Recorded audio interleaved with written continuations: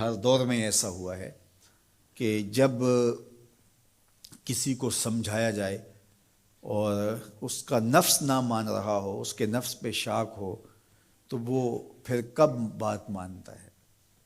جب میرے حضور نے لوگوں کو سمجھایا کہ تم غلط راہوں پہ ہو تو وہ ماننے کے لیے تیار تھے، لیکن کیا یہ کہہ کے راستہ فرار کا اختیار کیا گیا کہ یہ دور نہیں رہا کہنے کا ٹھیک ہے اپنی مرضی جائیں جہنم میں؟ کہا نہیں، تم مانو نہ مانو میں تمہاری دہلیز تک پہنچ کے اللہ کا پیغام پہنچاؤں گا۔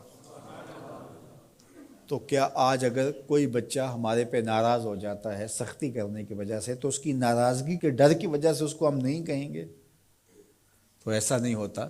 وقتی طور پہ اگر اس کو سمجھ نہیں بھی آ رہی، لیکن ایک وقت آئے گا وہ سمجھے گا کہ میرا خیر خواہ یہ تھا۔ وہ استاد، وہ مربی ہمارے جنہوں نے سختی کی ہمارے اوپر، اور پھر آج ہم کسی منزل پہ اگر پہنچے تو ہم ان کے شکر گزار ہوتے ہیں کہ نہیں ہوتے؟ کہ فلاں استاد فلاں زمانے میں بڑی سختی کی، لیکن ہم پڑھے ہی اس کی وجہ سے ہیں۔ تو ماں باپ سختی کرتا ہے، بچپنے کی عمر، لڑکپن کا زمانہ، تو اولاد کو بعض کا ماں باپ کی باتیں جو ہیں وہ اچھی نہیں بھی لگتی، لیکن ماں باپ کا ایک حیا ادب ہوتا ہے تو قبول تو ان کو کرنا ہی پڑتا ہے۔ اس وقت وہ کہتے ہیں شاید ماں باپ ہمارے پہ ناجائز سختی کر رہے ہیں، لیکن ایک وقت آتا ہے تو وہ سمجھتے ہیں کہ ہم سنور کے نکھر کے جو معاشرے کا حسن بنے، یہ ماں باپ نے تراشا تھا تو ایسے بنے، پھر وہ ماں باپ کے شکر گزار ہوتے ہیں۔ تو اس لیے آپ کسی سے ہمدردی کریں تو وقتی طور پہ تو اس کو تکلیف ہوگی، لیکن بعد میں آپ کا شکر گزار ہوگا۔ علامہ رومی نے اس پر ایک بڑی خوبصورت مثال دی۔ کہتے ہیں ایک شخص درخت کے نیچے لیٹا ہوا تھا اور خراٹے لے رہا تھا۔ ایک چھوٹا سا سانپ آیا اور اس کے منہ کے اندر گھس گیا، اور ایک شخص گزر رہا تھا، اس نے دیکھ لیا۔ وہ بڑا پریشان ہوا کہ اگر میں نے اس کو بیدار کر کے کہا کہ تیرے اندر سانپ گھس گیا ہے تو یہ خوف سے مر جائے گا، اب کیا کروں؟ تو اس نے ایک چھڑی سے اس کو زور سے مارا۔ وہ ہڑبڑا کے اٹھا، کیا ہوا؟ اس نے ایک اور چھوڑی، اس نے بھاگنا شروع کر دیا، وہ بھی اس کے پیچھے بھاگنے لگا۔ اس کی رفتار کم ہونے لگتی تو ایک اور مارتا۔ کیا خدایا کیا مصیبت ہے، میں نے اس کو کیا کہا؟ میں تو آرام سے سویا ہوا تھا درخت کے نیچے، لیکن وہ ایک دم گھبراہٹ کا شکار آگے بھاگتا چلا جاتا ہے۔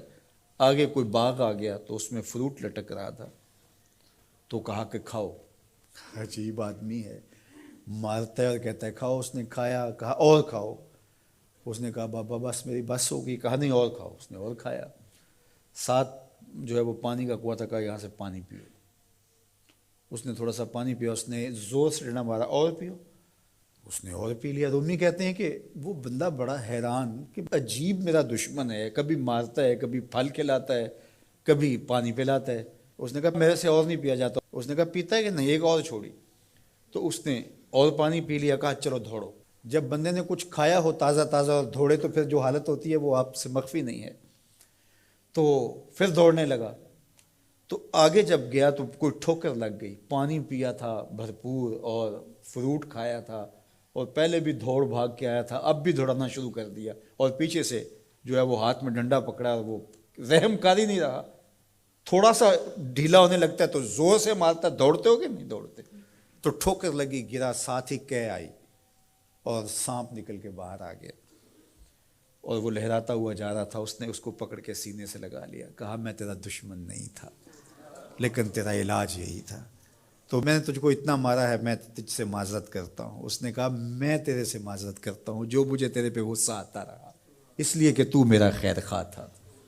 جب حقیقت سامنے آتی ہے تو پھر پتہ چلتا ہے کہ کون کسی کا خیر خواہ ہے اور کون کسی کا دشمن ہے۔ اس لیے خیر خواہی کے جذبے کے ساتھ، الدین والنصیحہ، دین ہے ہی خیر خواہی۔ تو خیر خواہی کبھی اس طرح ہوتی ہے کہ آپ کسی کی خیر خواہی کر رہے ہوتے ہیں، اسے لگ رہا ہوتا ہے کہ یہ میری خیر خواہی کر رہے ہیں، اور وہ آپ کو اس وقت ہی شکر گزار ہوتا ہے۔ اور کبھی ایسا ہوتا ہے آپ اس کی خیر خواہی کر رہے ہوتے ہیں، اس کو نہیں لگ رہا ہوتا کہ یہ میری خیر خواہی کر رہا ہے، اس کو غصہ آ رہا ہوتا ہے، لیکن جب اس کو بعد میں سمجھ آتی ہے کہ اس نے میری خیر خواہی کی ہے تو پھر وہ آپ کا شکر گزار ہوتا ہے۔ اور کبھی ایسا ہوتا ہے اس کو بعد میں بھی نہیں پتہ چلتا اس نے میری خیر خواہی کی ہے۔